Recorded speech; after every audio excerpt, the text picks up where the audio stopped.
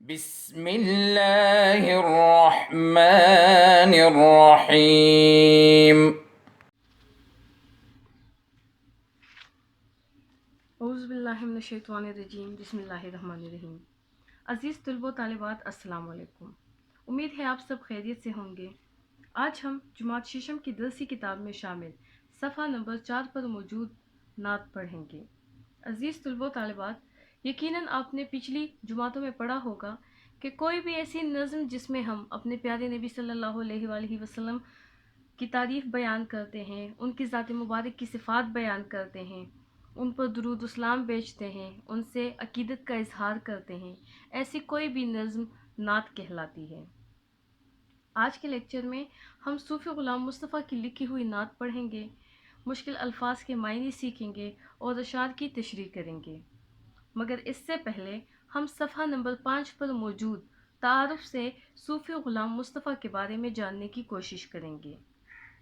آپ سب اپنی کتاب میں صفحہ نمبر 5 کھولیے۔ ہمارے پاس ہے تعارف۔ معلم، شاعر، ادیب اور نقاد صوفی غلام مصطفیٰ تبسم امرتسر میں 1899 میں پیدا ہوئے۔ کب پیدا ہوئے؟ 1899 میں۔ اور کہاں پر پیدا ہوئے؟ امرتسر میں۔ اسلامیہ کالج لاہور سے ایم اے فارسی کی سند حاصل کی۔ ایم اے فارسی کی سند کہاں سے حاصل کی؟ اسلامیہ کالج لاہور سے۔ اسلامیہ کالج لاہور سے کس چیز کی سند حاصل کی؟ ایم اے فارسی کی۔ گورنمنٹ کالج لاہور میں شعبہ فارسی اور شعبہ اردو کے صدر رہے۔ کون سے کالج میں شعبہ فارسی اور شعبہ اردو کے صدر رہے؟ گورنمنٹ کالج لاہور میں۔ تمام عمر علمی اور ادبی کاموں میں مصروف رہے۔ ان کی علمی اور ادبی خدمات پر انہیں تمغہ حسن کارکردگی اور ستارہ امتیاز ملا۔ حکومت ایران نے فارسی زبان کی خدمت کے صلے میں نشان فضیلت انعام دیا۔ صوفی تبسم مرحوم فارسی، اردو اور پنجابی تینوں زبانوں میں شعر کہتے تھے۔ بچوں کے لیے بہت سی نظمیں لکھیں جو آج بھی مقبول ہیں۔ نظموں کے مجموعے جھولنے، ٹوٹ بٹوٹ اور ٹول مٹول کے نام سے شائع ہوئے ہیں۔ 7 فروری 1978 کو وفات ہوئی۔ کب وفات ہوئی؟ 7 فروری 1978 کو۔ یہ تھا صوفی غلام مصطفیٰ کے بارے میں مختصر سا تعارف۔ اب ہم واپس صفحہ نمبر 4 پر موجود نعت کی طرف بڑھتے ہیں۔ صفحہ نمبر 4 پر نعت موجود ہے۔ اس نعت میں کل 8 اشعار ہیں۔ میں نے آپ لوگوں کی آسانی کے لیے ہر شعر کے سامنے نمبر لکھ لیا ہے۔ نعت کا آغاز کرتے ہیں۔ ہے فلک آستاں محمد کا، ہے فلک آستاں محمد کا، عرش پر ہے مقام محمد کا۔ ہے فلک آستاں محمد کا، عرش پر ہے مقام محمد کا۔ ہے لقب ان کا سرور کونین، ہے لقب ان کا سرور کونین، یہ جہاں وہ جہاں محمد کا۔ یہ ستارے ہیں گرد راہ اس کی، یہ ستارے ہیں گرد راہ اس کی، جاد ہے کہکشاں محمد کا۔ اور جھکتے ہیں سر وہی فرشتوں کے، جھکتے ہیں سر وہی فرشتوں کے، نام آئے جہاں محمد کا۔ دل میں ہوتی ہے نور کی بارش، دل میں ہوتی ہے نور کی بارش، نام لے جب زباں محمد کا۔ سب سے اونچا مقام نبیوں میں، سب سے اونچا مقام نبیوں میں، سب سے اونچا نشان محمد کا۔ ہے ہر ایک زباں پہ نام اس کا، ہے ہر ایک زباں پہ نام اس کا، ذکر ہوتا ہے صبح و شام اس کا۔ اس کی ہے ذات پر درود و سلام، اس کی ہے ذات پر درود و سلام، اس کی ہر بات پر درود و سلام۔ بہت خوبصورت طریقے سے شاعر نے عقیدت کا اظہار کیا ہے حضرت محمد صلی اللہ علیہ وآلہ وسلم سے، جو کہ ہمارے آخری نبی ہیں اور ان کے بعد کوئی نبی نہیں آنے والا۔ ہم نے نعت پڑھی، یقیناً آپ سب کو نعت اچھی لگی ہوگی۔ اب ہم اس نعت میں موجود مشکل الفاظ کے معنی سیکھتے ہیں۔ لفظ ہے فلک۔ फलक कहते हैं आसमान को। किसको कहते हैं? आसमान को। फलक, आसमान। आस्था, रिहाइश, चौखट। रिहाइश, चौखट यानी रिहाइश गाह, जहाँ पे हम क़याम करते हैं, रिहाइश अख्तियार करते हैं। अर्श, आठवां आसमान, सबसे ऊपर आसमान जो सबसे ऊंचा है। मकां, घर। मकां, घर।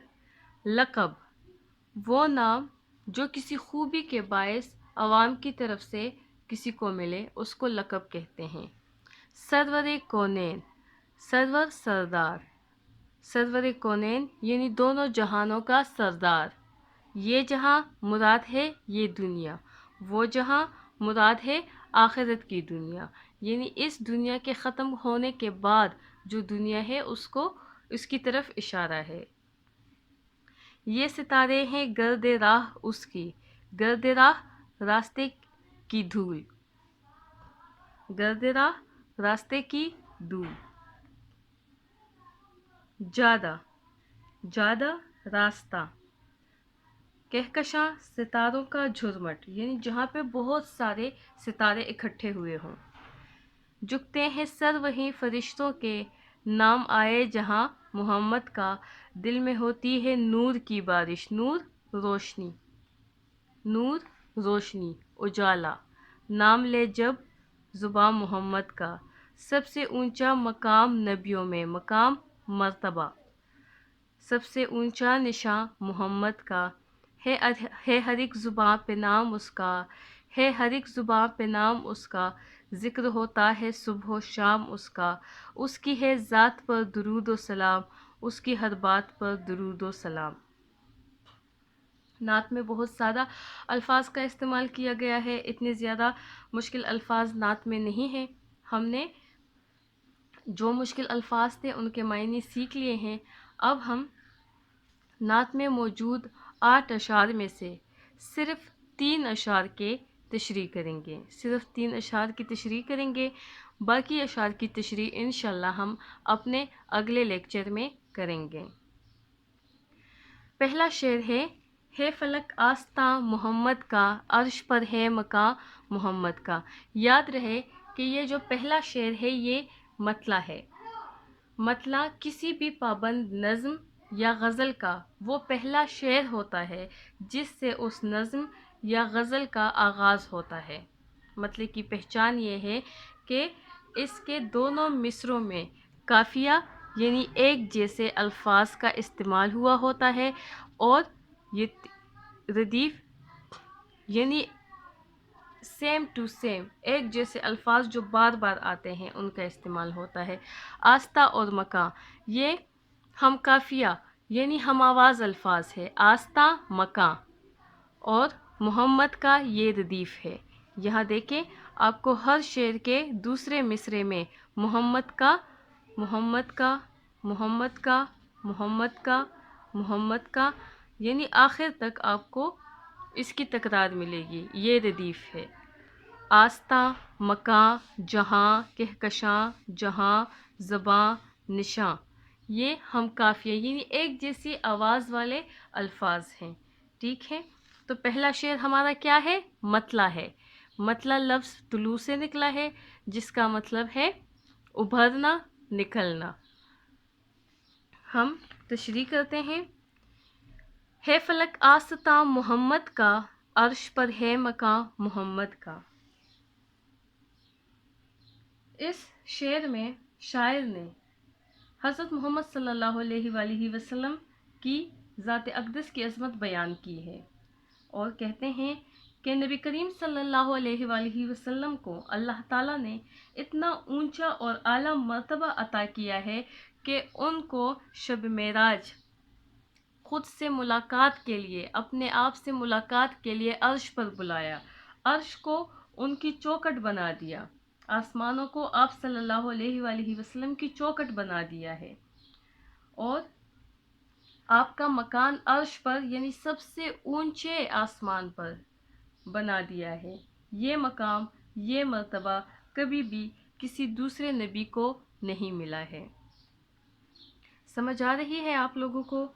پہلا شعر ہے فلک آستاں محمد کا، عرش پر ہے مقام محمد کا۔ شب معراج کی طرف واقعہ ہے کہ شب معراج کے واقعے کے دوران جب آپ صلی اللہ علیہ وآلہ وسلم کو اللہ تعالیٰ نے آسمانوں پر بلایا تو آسمان کو آپ کی چوکٹ بنا دیا، آپ کا مکان بنا دیا آسمان کو، اسی طرف اشارہ ہے شاعر کا۔ دوسرا شعر ہے لقب ان کا سرور کونین، یہ جہاں وہ جہاں محمد کا۔ آپ صلی اللہ علیہ وآلہ وسلم کو اللہ تعالیٰ نے دونوں جہانوں کے لیے رحمت للعالمین بنا دیا تھا۔ اسی طرف اشارہ ہے شاعر کا۔ شاعر کہتا ہے کہ نبی کریم صلی اللہ علیہ وآلہ وسلم کو سرور کونین یعنی دونوں جہانوں کے سردار کا لقب ملا ہے، اور آپ صرف اس دنیا ہی کے لیے نہیں، اس دنیا کے ختم ہونے کے بعد والی دنیا یعنی دونوں جہانوں کے لیے سردار بنا کر بھیجے گئے ہیں، اور یہ دونوں جہان حضرت محمد صلی اللہ علیہ وآلہ وسلم ہی کے لیے بنائے گئے ہیں، انہی کے دم سے، انہی کے حوالے سے بنے ہیں۔ تیسرا شعر ہے یہ ستارے ہیں گرد راہ اس کی، جادہ ہے کہکشاں محمد کا۔ اس شعر میں بھی شب معراج کے واقعے کی طرف اشارہ ہے۔ آپ سب طلبہ طالبات کو معلوم ہوگا کہ شب معراج اللہ تعالیٰ نے حضرت محمد صلی اللہ علیہ وآلہ وسلم کو آسمانوں پر بلایا تھا۔ جس وقت آپ صلی اللہ علیہ وآلہ وسلم آسمان کے سفر پہ تھے تو لازمی بات ہے کہ جتنے بھی ستارے تھے آسمان پہ، جتنے بھی موجود تھے ستارے، ان سب سے گزر کر آپ آسمان تک پہنچے ہیں۔ اسی طرف اشارہ ہے۔ شاعر کہتا ہے کہ حضرت محمد صلی اللہ علیہ وآلہ وسلم کو اللہ تعالیٰ نے جب ملاقات کے لیے عرش پر بلایا تو آسمان کے ستارے ان کے راستے میں دھول کی مانند تھے، اور کہکشائیں یعنی ستاروں کے جو جھرمٹ تھے ان کا راستہ ستاروں کے جھرمٹ سے ہو کے گزرا تھا۔ نبی کریم صلی اللہ علیہ وآلہ وسلم ان ستاروں کے کہکشاؤں سے، ان کے درمیان سے گزرتے ہوئے عرش تک پہنچے تھے۔ عزیز طلبہ و طالبات، ہم نے نعت کے 3 اشعار پڑھے، مشکل الفاظ کے معنی سیکھے، ان کی تشریح پڑھی۔ امید ہے آپ لوگوں کو سمجھ آ گئی ہوگی۔ آج کے لیے ہمارا اتنا سبق کافی تھا، کیونکہ زیادہ پڑھیں گے تو آپ طلبہ و طالبات پر جو ہے تھوڑا سا بوجھ پڑے گا اس چیز کا، اور آپ شعر کو اچھے سے سمجھ نہیں سکیں گے۔ انشاءاللہ باقی کے 5 اشعار جو ہے وہ ہم اپنے اگلے لیکچر میں پڑھیں گے۔ تب تک کے لیے مجھے اجازت دیجیے گا، اپنا بہت زیادہ خیال رکھیے گا۔ اللہ حافظ۔ اللهم انفعنا بما علمتنا وعلمنا ما ينفعنا وزدنا علما